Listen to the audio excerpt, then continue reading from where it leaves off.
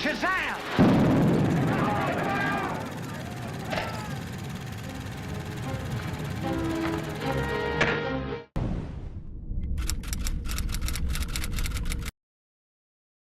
Guys, how you doing? Welcome back to Underdeveloped here, and today we have another movie review for you guys. We're reviewing the movie Conclave, starring Ralph Fiennes and Stanley Tucci, Isabella Rossellini, Carlos Diaz, but with an H in it, John Lithgow, Sergio Castellitto, Lucien Masmati. I think that's his name, yeah. It's a very Italian sounding name for a black man. Jack Corman, Marib. You already went through all the important people. Okay, no, that's important. Okay, cool. No. All right, that's it. All right. Okay. Yeah, this movie is directed by Edward Berger.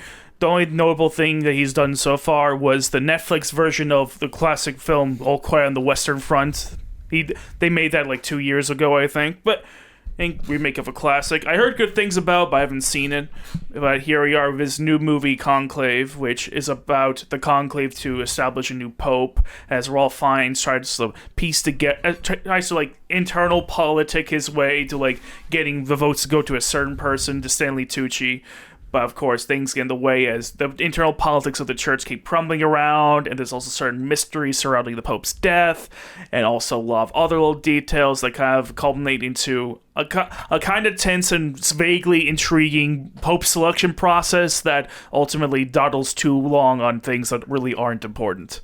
Let's say that more for our discussions about the movie, but also not putting the fact that most of these guys want Ralph Fiennes' character to run for Pope, but he's just not with it because he has his own crisis of faith, and he doesn't think that he's meant for the job because he can't reach that deep in himself. He's not that much of a faith guy to efficiently and truly represent the church in the way that Pope should. Like the Pope is the most holy man, and in his views he's really not. You know what I mean? But he's a good politiker, so he loves wheeling and dealing behind the scenes. Yeah, putting this together, getting the right people involved. You know what I mean?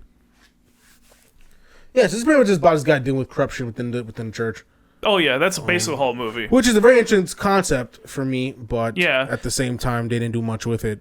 They didn't do enough with it. Enough, yeah, and I don't say much because they were intriguing moments. Yeah, I'd say like half the movie is interesting actually dealing with these topics, and the other half of the movie is just basically B-roll that goes on for too long. But all this movie just pretty much closed-door conversations in successsion for like 90 minutes plus. 2 hours. 2 hours, actually. 2 hours. 2 hours of closed-door conversations. I'm pretty sure this is the kind of problem that they have with the Star Wars Episode 1. There's too many fucking meetings. You know what I mean? To be fair, this is a very different type of movie, no, but yeah. I wasn't comparing it to that. I don't know why he brought that up, but like... I know. It's just funny to think about because I'm like, I really do like a lot of parts of this movie, and there's other parts where I'm like, man, you're doing all this thing where it's like, I understand you're trying to like recreate the formal ceremonies down to like the little details, but they take up so much time. You could have cut through those quicker and give us more of the actual intrigue that this thriller needs, because it doesn't feel like a thriller because the pacing is so damn slow. Yeah, it's slower than it needs to be because it doesn't need to be it's slow. It feels like it's slow just to pad out time, and that takes me out of the movie. The pacing is like molasses, bro. Mm-hmm. At least Kubrick tried to make his molasses movie interesting. Yeah, with imagery, and there's everything always meant something. You know what I mean? Yeah, exactly. Like 2001: A Space Odyssey is a movie with a lot of themes and motifs that actually do benefit by its slower pacing. So that makes sense why he did it this way. While Conclave ultimately lacks that. It doesn't feel like the slowness is meaningful. It feels like it's there to just to have more excuses of shots of the Vatican. Like it pads out the movie with things that aren't important at all. Like we don't need to see the process of every single cardinal getting on a bus. That is very extensive. We don't need to see all these little details. This movie could be an hour and 20 and be just as effective. Honestly, if it was an hour 20, I think it'd been a much stronger movie. Yeah, I agree. Yeah, that's the biggest point. Out the fat. Just trim out the fat and get to the core of the matter. If you can't do anything else and have conversations, then you have to make it to the point. You know what I mean? Yeah.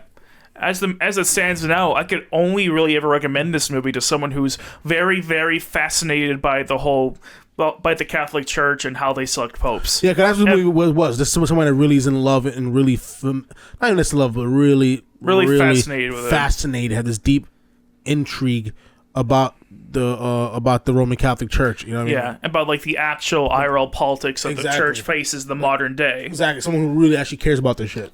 You know what I'm saying? Yeah. You know, but there was some interesting drama in this, especially around John Lithgow's character. The idea, the concept behind like just dealing, like him getting real neck deep into these politics. I just feel there wasn't enough drama to support. There wasn't all the things that were happening in the movie. You know what I mean? It was limited. This movie was very limited. Mm-hmm. Some solid performances, like Stanley Tucci always brings the fire. He's always good. He's always a delight. He's a great person.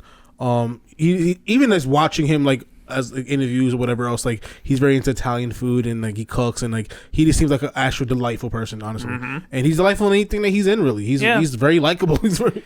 Honestly, like a big plus I do have to give this movie is I do like the cast in general. I don't think there's a bad actor among them. John Lithgow's great because he's usually comedic, so it was like to see him in this film. And he's done other serious stuff too. But he has. But like I know mainly for comedies, but like I thought he was awesome in this as a character. Ralph Fiennes did his thing. You know what I mean?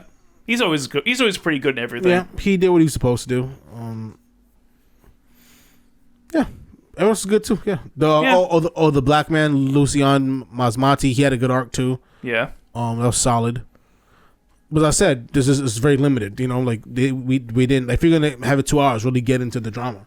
Mm-hmm. You know what I mean? Get into something that's actually gonna make me interested and not just limited to just politics and wheeling and dealing and just going back and forth between different people. Like it's not even enough. then. Like even if it was just politics, I'd have a lot more respect for that because at least you wouldn't be wasting your time. Yeah, but if it did do that, it wouldn't be a 2 hour long movie. It would be a lot shorter. Yeah, like that would be like a 90-minute movie with like only some of the little bits like help pad out the movie, which I don't mind a little bit of that because some of it's kind of moody, but you just do way too much of it. It slows down your movie and it just totally kills the tension. But basically, if your movie is long, get into the drama. Get into the internal drama of this movie. Get into the emotional cores of this movie. Because that's what's going to get people sucked in, at least me. You know what I mean? And if you're going to make it about politics, which works too, make it shit like make it like hour and 20, dude. Yeah. Hour and also, there were aspects of the movie that absolutely could have been expanded on. Like, for example, Ralph Fiennes' crisis of faith. I'm not even sure if they had a crisis of faith in general, or a crisis of faith in their church. I think it's the latter, but they bring it up like twice and don't really elaborate on it at all. If that's the case, why is he even doing this? Where does his lack of faith come from? Does he have a past that he's not proud of? That he makes him feel he's not worthy of taking on this mantle? Because if everyone's pushing for this man to become the Pope, that means they really believe in him. And they see something in him that he may not see himself. Why is that? Why does he have so little faith in him? Why are we not talking about this? Why are we not getting into it? Why are we treading the waters here? Exactly. Like, but actually, like that's like another massive minus from the movie for me. Yeah. Like, you have this massive wasted potential here. And one thing worse about a movie than wasted potential. Yeah, like that's ultimately why I have to say about Conclave. Like, it's not a bad movie per se, but it could have been so much better than what it is if only they really expanded on the drama and made that more of a driving force of the movie with less of the fat that's in it presently. Had potential, some interesting moments, some decent scenes. Overall, very bored by it. Give this movie like a 65. Same.